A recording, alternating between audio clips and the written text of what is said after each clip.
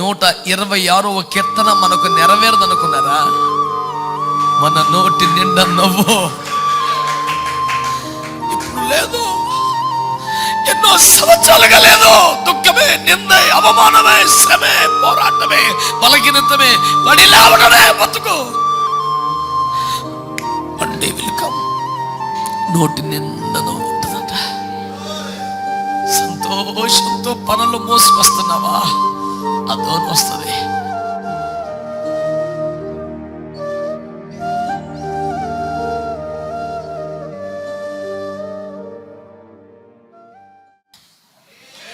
హల్లెలూయా. అంటే ఇప్పుడు మన ఎదుట ఉంచబడిన శక్తికి మించిన మహిమకరమైన ఈ పరిచర్యలన్నిటికీ కూడా ఎక్కడ ఒక అద్భుతమైన ఆరంభము స్టార్ట్ అవుతుందంటే, మనము దేవుని చేత ఒక్కసారి మన నోరు తాకబడాలి. ఆమేన్ అనండి గట్టిగా. దేవుని చేత మన నోరు ఒకసారి తాకబడాలి. ఈ పూట నేను ఆశపడుతున్న కార్యం అదే.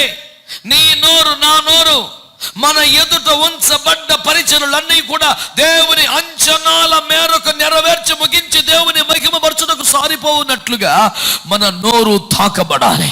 దేవుని హస్తం నోటి మీదకి రావాలి. ఆయన తన చేయిని చాపి ఇర్మియా నోటిని తాకి, ఇక భయపడకో, నా మాట నీ నోట ఉంచి ఉన్నాను, వెళ్ళా. ఇప్పుడు నువ్వు పెళ్ళగిస్తావు, ఇప్పుడు నువ్వు పడగొడతావు, ఇప్పుడు నువ్వు విరగొడతావు, ఇప్పుడు నువ్వు నశింపు చేస్తావు, ఇప్పుడు నువ్వు నోటుతావు, ఇప్పుడు నువ్వు కడుతావు నా మాట ద్వారా.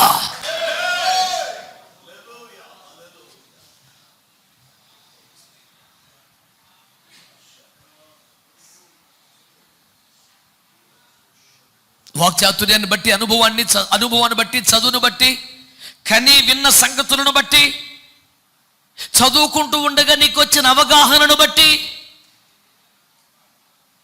నువ్వు మాట్లాడుతూ వస్తే అది ఎంత బలమో ఎంత ఫలమో ఇన్నేంట్ల మన సేవానుభవం అర్థమైపోలా. లేకపోతే ఇన్ని సంవత్సరాలు మనం ఎంతగా కష్టపడ్డందుకు వచ్చిన ఫలం ఇదేనా? ఇన్నేంట్ల మన త్యాగానికి, మన ప్రయాసకు రావాల్సిన ఫలం ఇదేనా?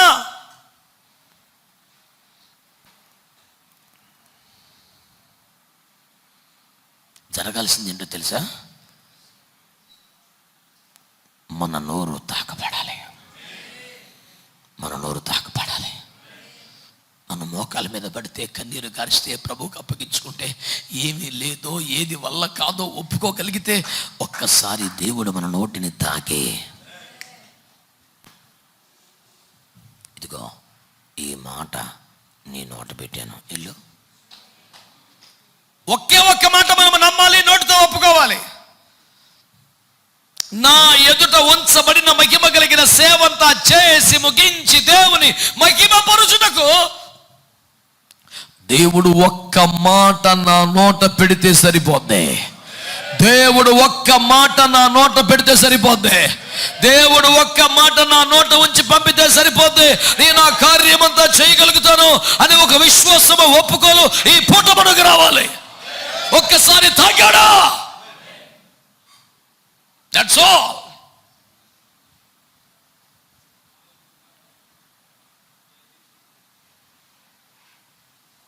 ఇంత కలవరంతో, ఇన్ని ప్రశ్నలతో, ఇంత టెన్షన్తో ఉన్న ఇర్మియాను పట్టుకొని చేయి చాపి తన నోటిని తాకి, ఇంక భయం లేదు, లేదు, నా మాట నీ నోట పెట్టాను.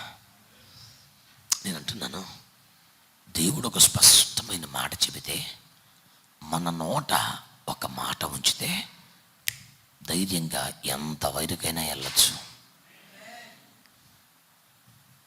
అది లేకపోతే కొంత కూడా కదలకూడదు, ఆగాలంతే, నిలిచి ఉండాలంతే, కన్ని పెట్టాలంతే, ఆయన సముఖమందు బ్రతకాలంతే. నేను ఎప్పుడు చెప్తాను గబ్రియేలు గురించి, 100 సంవత్సరాలు ఉంటున్నాడు దేవుని సన్నిధిలో.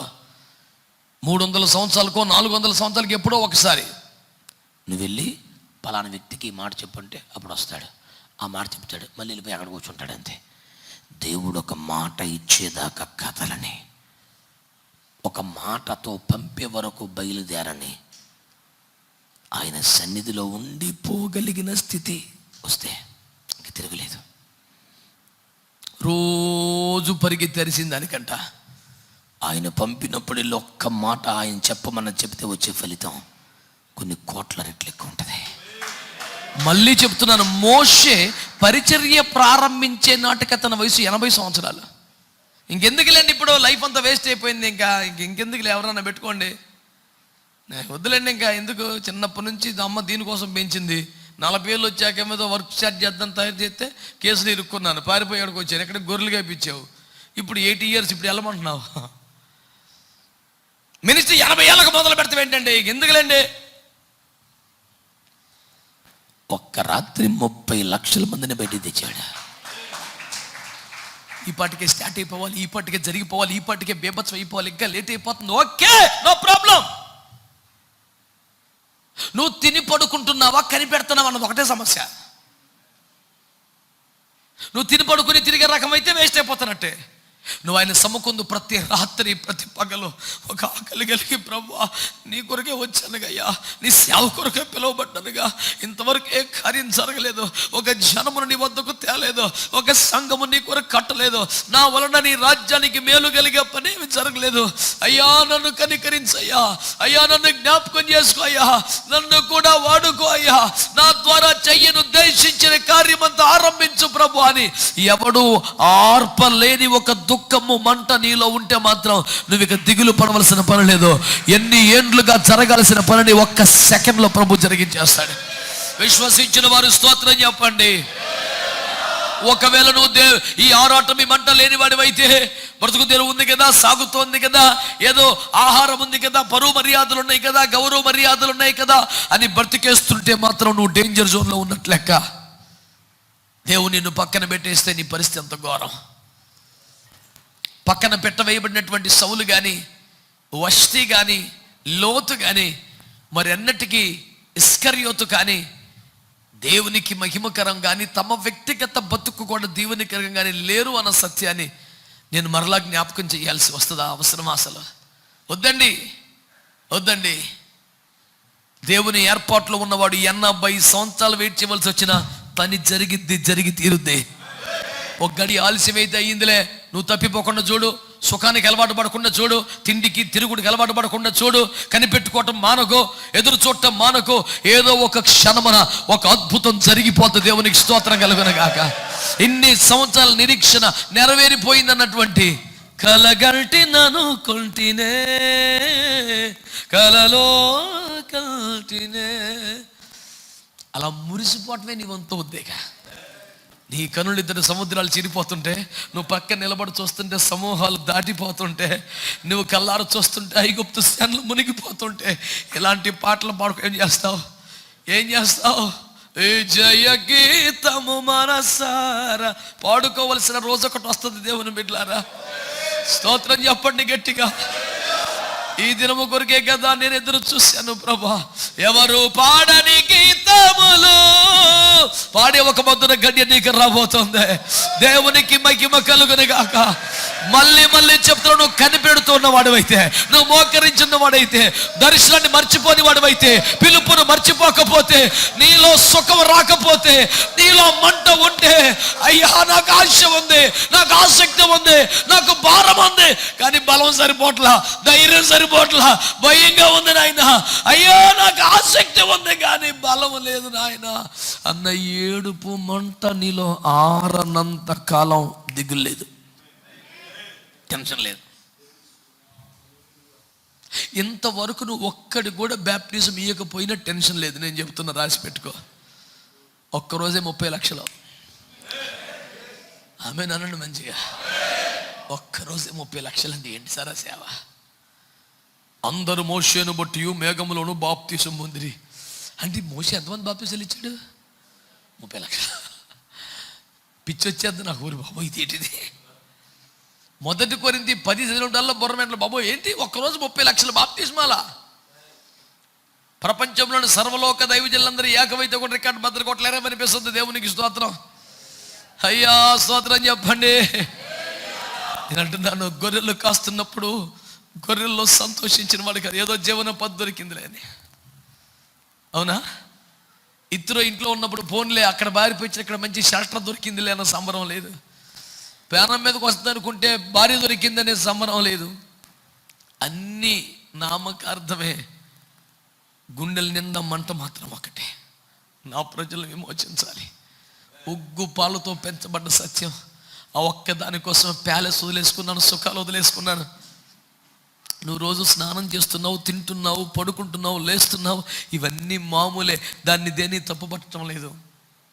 సాధారణ జీవితం వల్ల ఉన్న నీ మనస్సు దేనికోసం పరితపిస్తోంది?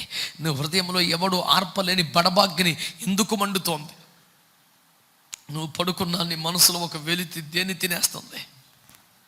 అది ఖచ్చితంగా దేవుని ప్రణాళికలో వాడబడటమే గనకైతే, దేవుని చిత్తములో అమర్చబడటమే గనకైతే, దేవుని చేతి పనిపుట్టుగా మారటమే గనకైతే, నేను చెప్తున్నాను, నువ్వు భయపడనక్కర్లేదు.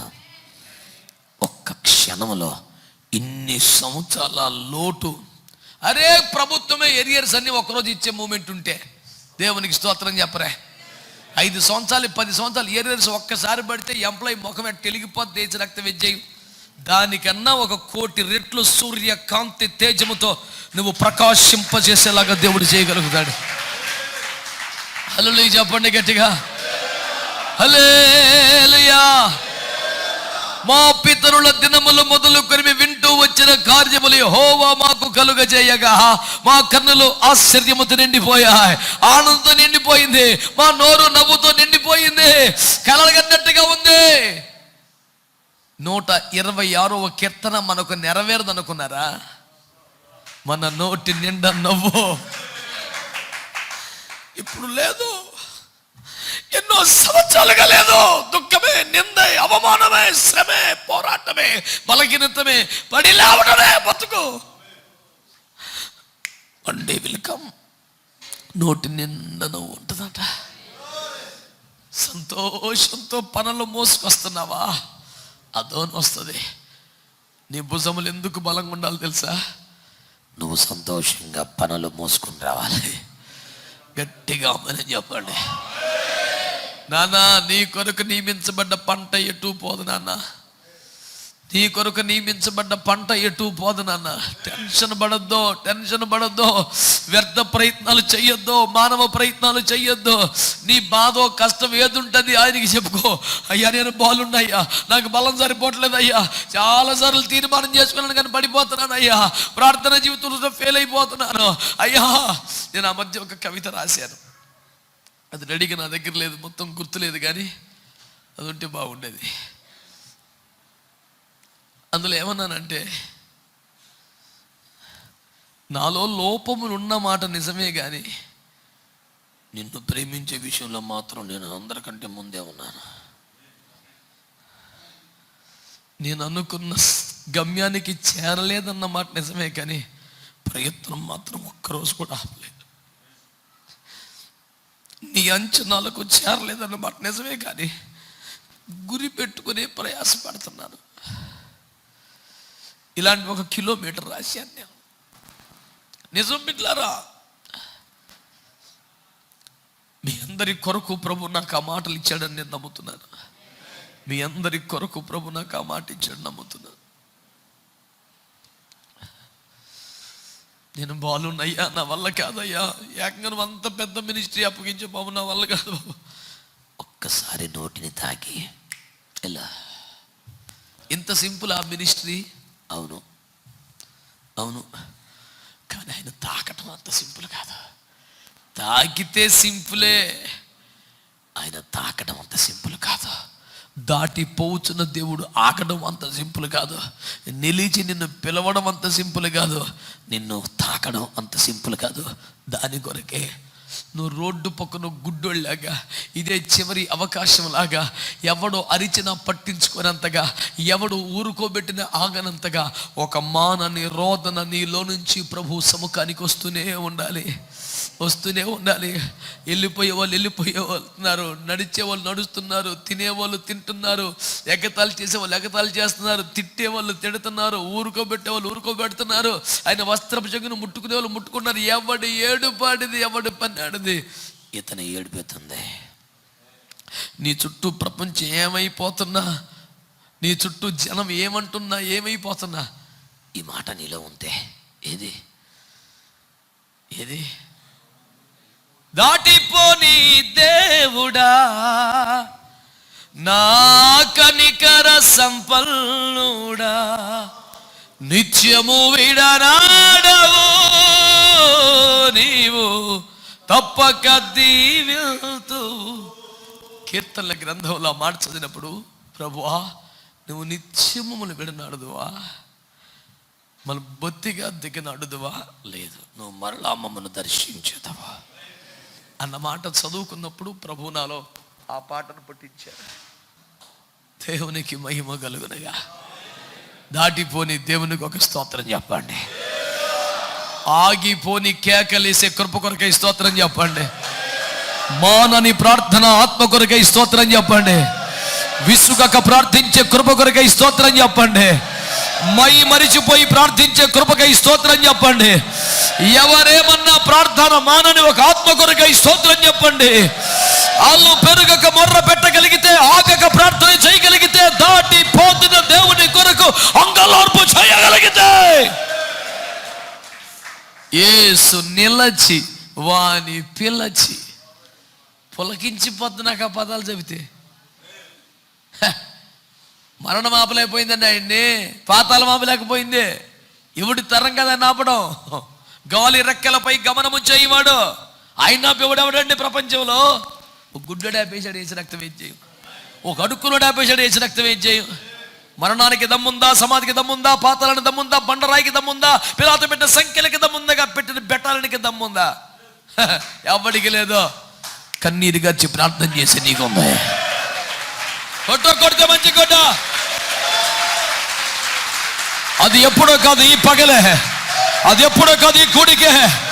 నిన్ను దాటిపోకూడదు ఆయన. నీ మధ్యలో ఉన్నాడా లేదా? దిగి వచ్చాడా లేదా? సంచరిస్తున్నాడా లేదా? నీ గుండెల్లోకి చూస్తున్నాడా లేదా? నీ భయము తెలీదా? నీ దుఃఖము తెలీదా? నీ వేదన తెలీదా? ప్రేమ కలిగిన దేవుడు నిన్ను దాటిపోతాడా? నీ మౌనమే నీకు నష్టం చేస్తుంది. నువ్వు నోరు తెరవకి నీ బతుకిలా తగలబడింది. నువ్వు అడగకే పొందుకోవట్లేదు రా బాబు అని యాకోబు అపోస్తలుడు గోలబెట్టి చెప్పాడు. నువ్వు అడిగితే ఇవ్వనా నేను? నువ్వెందుకో సైలెంట్ అయిపోయావు. సేవ అలాగే చచ్చింది, కుటుంబం అలాగే చచ్చింది, నీ ఆరోగ్యం అలాగే చచ్చింది, నీ అంతరంగం అలా చచ్చింది. అయినా నీకెందుకో దుఃఖం రాట్లా, నీకెందుకో నోరు పెరగట్లా. ఇన్ని సంవత్సరాలను ఒక మంచి అభిషేకం పొందలా, ఒక వరాన్ని పొందలా, ఒక కృప పొందలా, ఒక సాక్ష్యం పొందలా. ఎట్టబడుకుంటున్నావయ్యా? దాటిపోతున్నాడు రా బాబు. ఏడా